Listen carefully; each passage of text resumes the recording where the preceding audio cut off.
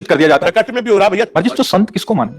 संत कौन? महाराज जी बाहरी वेशभूषा से देखा जाए तो कौन, और आंतरिक स्थिति से देखा जाए तो कौन? महाराज सबसे पहली बात है, तीन का जो विजयी होता है उसे साधु कहते हैं। सब पूरी शास्त्र के हम सार बात बता देते हैं। जो शास्त्रीय भाषा में कहते हैं पुत्रैषणा, वित्तैषणा और लोकैषणा, और शाब्दिक भाषा में कहते हैं कंचन, कामिनी और कीर्ति। जो काम पर विजय प्राप्त किए हैं और जो धन पर विजय प्राप्त किए हैं, धन पर विजय प्राप्त मतलब धन की आशा का त्याग किए हुए हैं, और जो मान कीर्ति की वृत्ति का त्याग किए हुए, उसे ही महात्मा कहते हैं, उसे ही महापुरुष कहते हैं। जो मदन, मद, मोह, मत्सर, इन पर विजय प्राप्त। महाराज जी ये तो आंतरिक स्थिति हो गई। अभी हम जो संसार में सामान्य जीवन, आंतरिक स्थिति का ही बाहर प्रकाश होता है, यह बात समझ लो। घर में दीपक जलेगा तो खिड़की से बाहर से रोशनी पता चल जाएगी, अंधेरा की प्रकाश है।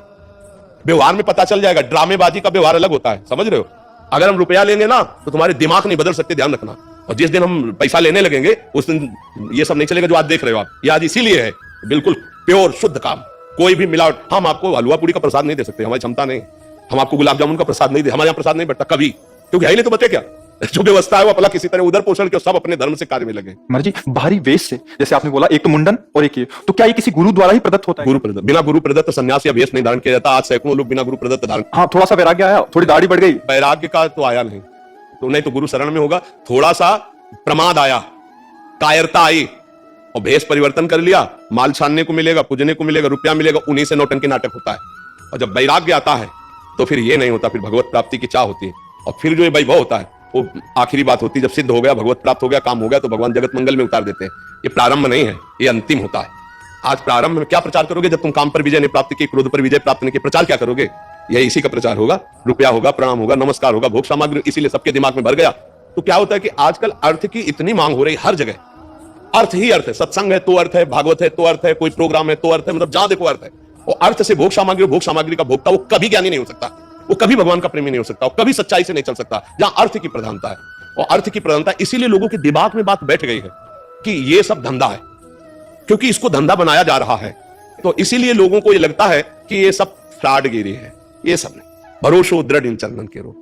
कभी भी संत महात्माओं ने अपने वचनों को नहीं बेचा है। ये जीवन की धरोहर है, कल जगत कल्याण के लिए कि बेचने के लिए है। महाराज जी एक और प्रश्न है, ये तो हो गया एक। महाराज जी आज देख रहे हैं कि कोई भी किसी को भी बाबा जी बोलता रहता है। वो पैंट शर्ट डाला है, वो कुर्ता पजामा डाला है, हाँ, क्या है कि उनकी मर्यादाओं को तो जानते नहीं है।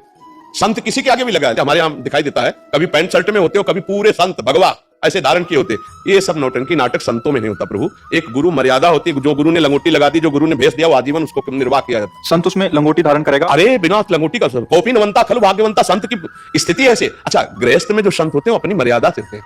पैजामा कुर्ता पहने, कंठी है, तिलक है, नाम जप है, वो अपनी मर्यादा से रहते हैं। तो जो मर्यादा आचार्य परंपरा से बनी उसका त्याग किए हुए जानते ही नहीं।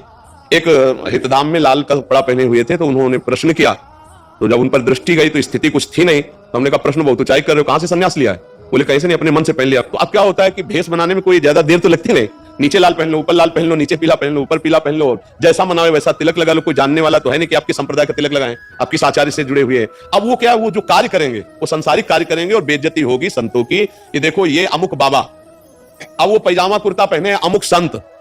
यार संत किसके आगे लगता है? आचार्य परंपरा से जुड़े हुए, वैराग्य दीक्षा लिए हुए, उनके आगे संत लगता था भाई। ऐसे आचार्य, शास्त्री या ऐसे पदों से हम सम्मानित सबको किया गया, लेकिन संत शब्द लगा है आचार्य परंपरा से जो संत है। आज पैजामा कुर्ता पहने संत, पैंट शर्ट पहने संत, उल्टा सीधा बोल रहे हैं, बोले संत। अब लोगों की क्या समझ में आ गया? ये सब नौटंकी नाटक। ऐसा नहीं है, संत हैं, भगवान का मार्ग है, सच्चा भगवान का मार्ग है। पर वो बिना भगवान की कृपा के संतों का दर्शन या सानिध्य नहीं। महासंगस्त दुर्लभो, भगवान की कृपा। और आज बहुतायत है, बहुतायत सच्ची मानिए, ऐसी बहुतायत है कि जिसको जानना बड़ा कठिन। तो ये बात समझो कि अर्थ की प्रधानता, भोग की प्रधानता, मान सम्मान की प्रधानता, ये साधुता नहीं रहने देती, ये नाटक में उतार देती है। भगवान की कृपा से साधुता और संतों का मिलना बहुत कठिन है। आज जो संत हैं आप उन्हें पहचान भी नहीं सकते, ऐसे रह रहे हैं। ऐसे वृंदावन में, ब्रज में हजारों ऐसे संत हैं जिनको आप मानोगे ही नहीं कि संत हैं। साधारण कपड़ा पहने, कमंडल लिए, रोटी मांगे, खाए, छुप के भजन कर रहे हैं, कौन जान पा रहा? तो अगर हम धन का महत्व रखेंगे, भोगों का महत्व रखेंगे, तो साधुता का मतलब क्या है? घर का को त्यागा था। गोस्वामी जी ने दो प्रकार के संत बताए। एक संत बताए जो भोग ऐश्वर्य को भगवान के लिए त्याग कर भजन मार्ग में चलते हैं। वो एक नारी मुरी, घर संपत्ति नासी, मूड मुड़ाए भय सन्यासी, गोस्वामी जी ने लिखा है। बहुत कठिन है साधुता का मार्ग, और बहुत कठिन है संतों का दर्शन। ये भी बात समझ लो, भगवान की कृपा है तो साधु समागम मिल रहा है, और जितने दिन है उतने दिन ही मिल रहा है। ये बाजार है, उठ जाएगी, ज्यादा दिन नहीं रहेगी, पकड़ना है तो पकड़ ले, तो गाड़ी छूट जाएगी। महाराज जी दो शब्दों में एक अंतिम इसका करेंगे। महाराज जी हमारी अश्रद्धा ना हो जाए, इस वाक्य को पकड़ के कोई सच्चे संत पे भी ऐसा आरोप या ऐसी भावना कर सकता है, उसके लिए एक साधारण जो भक्ति मार्ग से विलग भी है या जुड़ा है, वो कैसे निर्णय ले? देखो, संत की सबसे पहली पहचान है, हम जिसके पास बैठे तो पहला काम हमारे हृदय में शीतलता आने लगेगी या जलन पैदा होगी, दो काम होंगे। अगर आप पापाचरण की हो तो आपके अंदर जलन पैदा हो जाएगी, लगेगा मैंने बहुत बुरा किया, अब नहीं करूंगा। उसके पास बैठते ही, उसके वचन सुनते ही आपके अंदर खलबली पैदा हो जाएगी, यार बहुत गलती हुई, अब कसम खाता हूं ऐसा नहीं करूं। दूसरी बात, अगर थोड़ा भी साधन भजन शुरू है तो आपको ऐसा लगेगा, मैं देख तो पहली बार रहा हूं लेकिन ऐसा लग रहा है मैं इनसे बहुत बार मिल चुका हूं, ऐसा लगता है कोई अपने हैं, ऐसा लगता है कि मेरे अपने हैं, ऐसा वहां कोई संशय, कोई प्रश्नवाचक चिन्ह खड़ा ही नहीं हो सकता। जैसे सूर्य के सामने अंधेरा नहीं टिक सकता, ऐसे संत के सामने प्रश्नवाचक चिन्ह नहीं खड़ा हो सकता कि कोई छल है क्या, कोई कपट है क्या, ऐसा आएगा ही नहीं। उनको देखते ही तुम्हारे हृदय में एक अद्भुत प्रियता और गलत कर्मों के प्रति एक अलौकिक जलन शुरू हो जाएगी और आप निश्चित गलत कार्यों को छोड़ देंगे और अच्छे कार्य करने लगेंगे। ये सहज पहचान है। बकाया सोई जाने जे देव जनाई, वो संत अपने को जना दे या भगवान जला दे तो ही, नहीं तो कैसे जाना जा सकता है। पर हमारी सबसे अपनी तरफ से प्रार्थना है, हमको सबके प्रति भाव रखना है, पर जहां हमको गलत थोड़ा भी नजर आवे तो हम निंदा न करें, वहां से दूरी हट जाए, चाहे कोई भी हो। ये बात हमें ध्यान रखनी है। गलत का मतलब है जैसे चेष्टाएं बता देती है, आदमी की स्थिति बता देती है। देखो, चेष्टाएं छुपती नहीं है और सब कोई जानता है कि गलत देखना, गलत छूना, गलत बोलना वो हरकत में समझ में आ जाता है। अगर कोई गलत है तो तुम्हारी तरफ देखने का ढंग, तुम्हारी तरफ बोलने का ढंग, तुम्हारी तरफ का जो उसका भाव है वो आपको बता देगा ये आदमी गलत है, चाहे वो किसी भी बेस में हो। दूरी बना लेनी चाहिए। दूसरी बात, जिसके प्रवचन के बाद कुछ लेने की बात कह दी जाए तो समझ लेना कि यहां भगवान के भरोसे का खेल नहीं है, यहां कुछ और खेल है, हट जाना चाहिए। तीसरी बात, जो मिलते ही आपको अपना बनाने की कोशिश करे, जो आपको अपना बनाने की, वहां कभी मत फंसना। ये भी सूत्र समझ लो। आप मिले, आपको इतना प्यार, इतनी क्यों आप उनकी मुट्ठी में आ जाएं, बिल्कुल नहीं आना, दूर हटके रहना। ये पक्का समझ लेना, संत कभी अपेक्षा नहीं रखते, वो निरपेक्ष रहते हैं। आप उनके जितने प्यार में झुकेंगे वो उतने आपसे निरपेक्ष होते चले जाएंगे। संत की पहचान होती है। अगर वो लौट करके आपकी तरफ प्यार दृष्टि से देख ले तो आप निहाल हो जाओगे, जो निरपेक्ष संत है। और जो आपको पहली बार में ही आकर्षित करके अपना बनाने की कोशिश करे तो ये समझ लेना चाहिए कि यहाँ निरपेक्षता नहीं है, तो भगवान का भरोसा नहीं।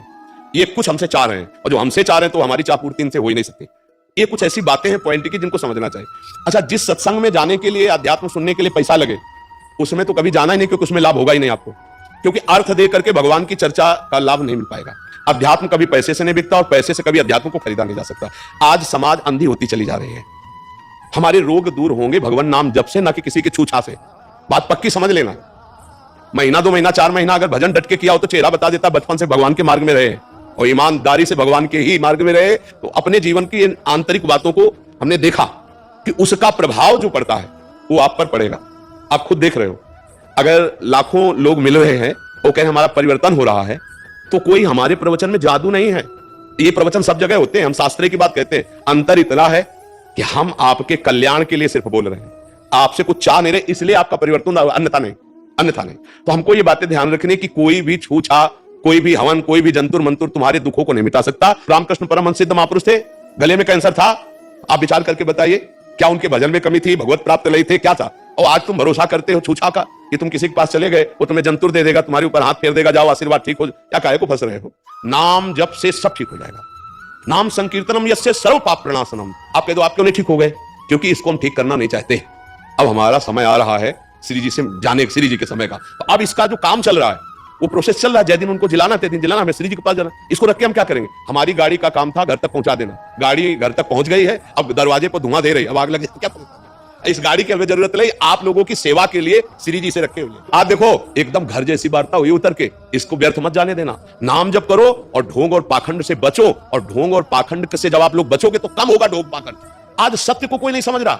हाँ, ढोंग पाखंड में आप और उनका बढ़ावा हो रहा है। तो जब 100 लोग प्रणाम करेंगे ना तो 50 उसमें अपने आप चले जाते हैं। और कि भाई कुछ तो है, मतलब कुछ तो है ना। 100 लोग नाम जप करो और जो दुख सुख आवे उसको भोगो। शरीर रोगी है तो अस्पताल जाओ। अध्यात्म के लिए साधु महात्मा का संग करो और धन कमाने के लिए धर्म पूर्वक कर्तव्य कर्म करो। किसी के आशीर्वाद से धन नहीं आता। जैसे वो कहते ना, उनसे आशीर्वाद मिल जाएगा तो धन आ जाएगा। तो तुमसे पैसा क्यों लेते हो?